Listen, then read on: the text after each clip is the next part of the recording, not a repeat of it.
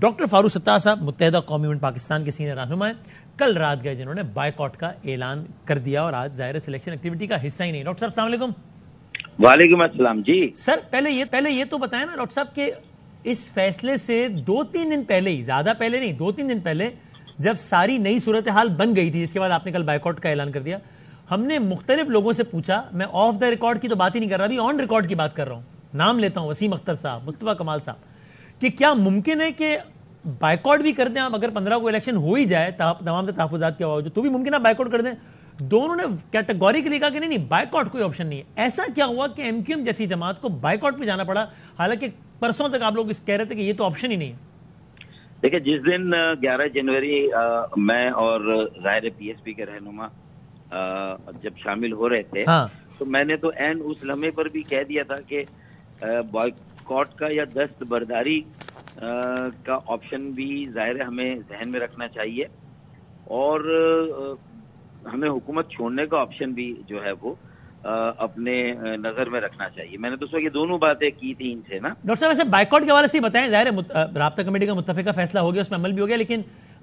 کتنے فیصد لوگوں کی رائے تھی رابطہ کمیٹی میں کہ بائیکاٹ نہیں کرنا چاہیے؟ کتنوں کی رائے ہوگی؟ نہیں، میں آپ کو بتاؤں 100% لوگوں کی رائے تھی کہ الیکشن ہمیں نہیں لڑنا چاہیے، ہمیں حصہ نہیں لینا چاہیے۔ اچھا، یہ الیکشن دیکھیں پہلے ہی ریگڈ ہے، ڈس انفرینچائز کر دیا، دیوار سے لگایا نہیں، دیوار میں چنوا دیا۔ 70 سیٹیں ہماری کل ملا کے، جو 244 کا ایوان یا 46 کا ایوان بن رہا ہے، 246 کا، اس میں 70 سیٹیں اگر ہماری کم ہو گئیں تو ہم تو مائنس سے پھر شروع کرتے، اور یہ 2015 میں بھی نامساعد حالات میں الیکشن لڑا تھا ہم نے، میئر ایم کیو ایم کا بنا تھا، اس سے پہلے بھی ایم کیو ایم کا بنا۔ ہاں، ایم کیو ایم نے جب بھی بائیکاٹ کیا الیکشن کا تو خیرات اور صدقے میں جماعت اسلامی کے نعمت اللہ بن گئے تھے، پھر اس مرتبہ بھی ہمارے بائیکاٹ یا دستبرداری کی خیرات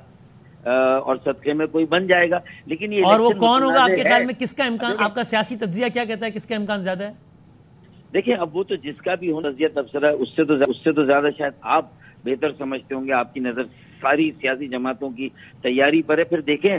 اگر ووٹرز ٹرن آؤٹ اتنا کم ہے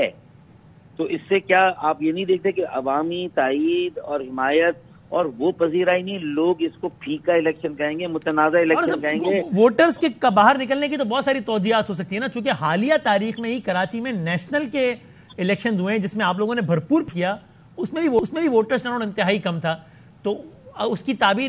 تعبیر یہ نکالنا کہ جی ہم نے بائیکاٹ کر کے کہہ دیا اس لیے ٹرن آؤٹ کم ہے، یہ تو پھر بہت زیادہ مشخص کرنے والی بات ہے۔ میں نے اس لیے نہیں کہا کہ یہ صرف میری وجہ سے نہیں نکلے، میں تو یہ کہہ بھی نہیں رہا، میں کہہ رہا ہوں کہ جہاں ووٹرز ٹرن آؤٹ اتنا کم ہو، اتنا متنازع الیکشن ہو، لوگ اتنے بددل ہوں، بدظن ہوں، اور قریب کم و بیش تمام سیاسی جماعتوں کے جو عوام اور شہریوں کے لیے رویے، ان کے بنیادی مسائل کو ایڈریس کرنے سے زیادہ وہ ایک دوسرے سے ہر جگہ ہر بیان میں، اب دیکھیں نا، ایک طرف تو پی ٹی آئی یہ کہتی ہے کہ انہیں ایم کیو ایم کا شکر گزار ہونا چاہیے کہ انہیں تھوڑا سا شاید اور کھلا میدان مل گیا، دوسری طرف وہ ایم کیو ایم کے اوپر راشن پانی لے کے چل رہے ہیں پی ٹی آئی کے ایک رہنما۔ تو دیکھیں، بات یہ ہے کہ انہیں اندازہ ہی نہیں، انہیں سیاست سمجھ ہی نہیں رہے وہ کہ ٹھیک ہے۔ اچھا، فاروق صاحب آپ نے کہا 100% لوگوں کی رائے تھی کہ ہمیں بائیکاٹ کرنا چاہیے اور پھر رابطہ کمیٹی نے فیصلہ کر لیا، کتنے لوگوں کی ابھی یہ رائے تھی کہ ہمیں ساتھ ہی حکومت سے علیحدگی کا بھی اعلان کر دینا چاہیے تھا، جو کہ نہیں کیا؟ دیکھیں، میرے خیال میں اس پر کوئی باقاعدہ رائے زنی نہیں ہوئی ابھی، لیکن بہرحال وہاں، اور اس کی وجہ فاروق صاحب کہ آپ نے اس بارے میں سوچا بھی نہیں؟ دیکھیں نا، آپ کی اصل گناہ گار تو پاکستان پیپلز پارٹی ہے نا، ٹھیک ہے وہ اینڈ ٹائم پر انہوں نے پھر کہہ دیا کہ چلیں بھائی ہم واپس کر لیتے ہیں، حالانکہ ان کو یقین تھا کہ الیکشن کمیشن اڑا دے گا، تو وہ بھی ڈیبیٹیبل ہے۔ اصل گناہ گار تو پیپلز پارٹی ہے، تو آپ نے پھر وہی کیا کہ مجرم آپ کی پیپلز پارٹی ہے، لیکن حکومت سے نکلنے کے بارے میں کل کے اجلاس میں غور تک نہیں کیا، تو پھر یہ کیا کھلا تضاد نہیں ہے؟ دیکھیں، آج میں یہ کھل کے کہہ سکتا ہوں کہ الیکشن کمیشن آف پاکستان میں بھی جو ممبران ہیں نا، جی، ان میں ظاہر ہے کہ 2 کا انتخاب تو کہیں نہ کہیں پاکستان پیپلز پارٹی کی مشورے سے ہوا ہے نا، اور ایسا نہیں کہ الیکشن کمیشن آف پاکستان غیر جانبدار ہے۔ دیکھے، 6 ماہ سے پیپلز پارٹی ریلیف نہیں دے رہی ہے، سپریم کورٹ نے ہمارے موقف کو سن کے ہم سے اظہار ہمدردی کیا اور کہا کہ آپ کو انصاف ملے گا الیکشن کمیشن آف پاکستان سے اور صوبائی حکومت سے صوبائی حکومت کو یہ ایم کے ایم کے ساتھی کہتے رہے، پھر میں اور جب پی ایس پی کے رہنما بھی اس میں آگے تو ہم نے زور دیا، بالآخر انہوں نے ہماری بات مان لی۔ یعنی آپ یہ کہہ رہے ہیں نا کہ عین ممکن ہے کہ کل کے اس فیصلے میں کہیں نہ کہیں الیکشن کمیشن والے فیصلے میں پیپلز پارٹی کی منشا بھی شامل ہو؟ آپ دیکھیں میں اصولاً تو مجھے بڑا وضاحت کے ساتھ اور بڑی تصدیق کے ساتھ، حتمیت کے ساتھ، لیکن میں حتمیت کے ساتھ یہ بات نہیں کہہ سکتا۔ ہاں میں نے کہا عین ممکن ہے، یہ جملہ صحیح استعمال کیا ہے؟ عین ممکن ہے، عین ممکن ہے۔ دیکھیں نا، پھر ایک آرڈیننس کا رستہ بھی تھا، چلیں ایک آرڈیننس کا رستہ تھا جس کے لیے چیف منسٹر کو، گورنر کو لیٹر لکھنا تھا۔ کنور دلشاد صاحب نے ایک ٹیلی ویژن انٹرویو میں، جو سابق سیکرٹری الیکشن کمیشن، انہوں نے بھی کہا کہ اگر پیپلز پارٹی مراد علی شاہ صاحب لیٹر لکھ دیتے الیکشن، اس کو گورنر صاحب کو آرڈیننس بھیج دیتے تو آرڈیننس آ جاتا تو شاید الیکشن کمیشن آف پاکستان بھی کہتا کہ اب ان کے پاس بھی جواز نہیں ہے، حلقہ بندی اور آپ کی قیادت میں جب وفد کی مراد علی شاہ صاحب سے ملاقات ہوئی تھی تب آپ کو یہ اندیا دیا گیا تھا کہ اگر الیکشن کمیشن آف پاکستان نے صبح یہ فیصلہ اڑا دیا تو آرڈیننس کا معاملہ ہم کر سکتے ہیں؟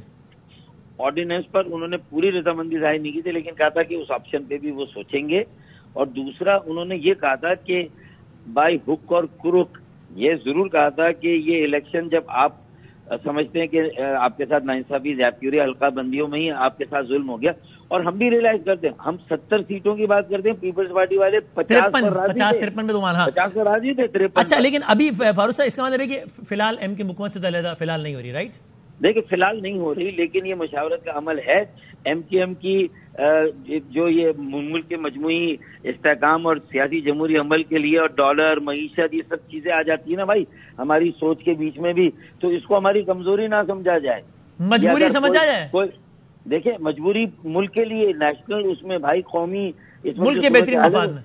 ہاں وہی ظاہر ہے ملک کے وسیع تر مفاد میں بھائی، مجھے بھی یہ اصطلاح مجبوراً استعمال کرنی پڑتی ہے جب سب جگہ سے استعمال ہوتی ہے۔ اور یہ اصطلاح کن استعاروں اور کنایوں میں استعمال ہوتی ہے پاکستان کے مجوزہ سیاسی ماحول میں؟ آپ جانتے ہیں تو یہ وہ والی مجبوریاں بھی نہیں، تو میرے خیال میں اتنی معصومانہ باتیں آپ کریں نہ میں معصومانہ باتیں کروں، میرے خیال میں یہ اب مناسب نہیں ہے، ہم اپنی لمٹس کراس کریں۔ اچھا ریڈ لائن تو یعنی کہ اس کا مطلب فی الحال تو اگر کوئی اعتماد کا ووٹ، یعنی فی الحال شہباز شریف صاحب کی کرسی کو خطرہ ہے، اس کا مطلب نہیں ہے نا؟ چونکہ اگر آپ کل کچھ اعلان کرتے تو پھر وہاں سے خان صاحب بھی کہتے کہ بھائی آؤ، پھر صدر پاکستان کہتے کہ شہباز شریف سے کوئی اعتماد کا ووٹ لے۔ فی الحال پھر ایسی کوئی ایکسرسائز فی الحال تو نہیں ہو رہی ہے نا؟ دیکھیں وسیم بادامی، اس وقت ملک جس نہج پر ہے نا، جہاں کھڑا ہے اس وقت، یہ پولرائزیشن کو ختم کر کے سنجیدگی سے سیاسی بحران کو کسی طرح سیاسی جماعتوں کو انگیج ہو کے آگے اب کیا کرنا ہے، ملک کو آگے کیسے بڑھانا ہے، انتخابات اگر ہونے ہیں تو کب ہونے ہیں، اس پر کہیں بیک ڈور ڈپلومیسی یا کسی قسم کی کوئی چیز آگے بڑھ رہی ہے؟ پنجاب میں اسمبلی تحلیل ہو گئی ہے اور اے پی کے میں تحلیل ہونے والی ہے، تو آگے کے لاہے عمل پر ایک قومی مشاورت اگر اس وقت نہیں ہوگی تو کب ہوگی بھائی؟ کرسی کو تو ہر وقت خطرہ ہے، ضروری نہیں کہ ایم کیو ایم سے خطرہ ہو، الیکشن تو سر پر ہے، آج نہیں تو کل ہونے ہیں۔ تو میں سمجھتا ہوں کہ سب کو یہ دیکھنا ہے کہ اب آگے کس طرح ملک کو چلانا ہے۔ انتخابات میں فاروق صاحب رابطے میں رہیں گے انشاءاللہ، ابھی ذرا ریزلٹس آئیں گے تھوڑی دیر بعد۔ میں آپ کو گارنٹی دیتا ہوں، یہ بلدیاتی الیکشن تو ہم نے چھوڑ دیا، لیکن اگلے الیکشن میں ہم بہت ٹف ثابت ہوں گے، اور انشاءاللہ ہم ایم کیو ایم کا وہی فنیس، وہی اورا، اور انشاءاللہ وہی جو لوگوں کے ساتھ ہمارا وہی بڑے جلسے ہوں گے، کیونکہ اب یہ ایک ہے ایم کیو ایم، یہ یکجا ہے، اور ہم لوگوں کی جو پہلی امید تھی، خواہش تھی کہ ہم سب ایک جگہ آ جائیں، ہم آگے ایک جگہ۔ تو اگلا الیکشن ہلکا نہ لیا جائے، ایم کیو ایم اگلے الیکشن میں بھرپور طریقے سے حصہ لے گی۔